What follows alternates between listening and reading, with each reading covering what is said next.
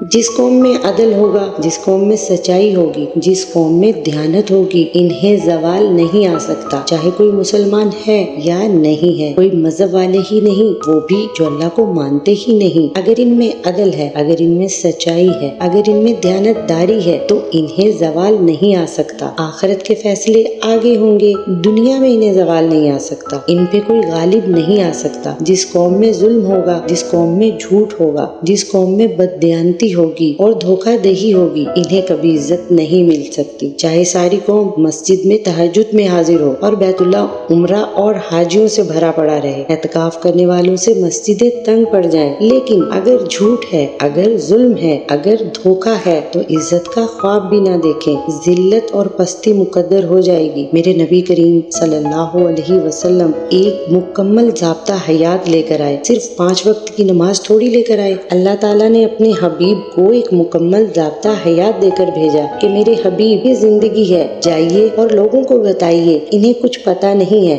زندگی کا ایک سرا اللہ سے ملتا ہے جس کو عبادت کہتے ہیں، اور دوسرا سرا انسانوں سے ملتا ہے جس کو اخلاق کہتے ہیں۔ انہی دو کی دعوت دیتے دیتے میرے نبی کریم صلی اللہ علیہ وسلم اس دنیا سے رخصت ہوئے۔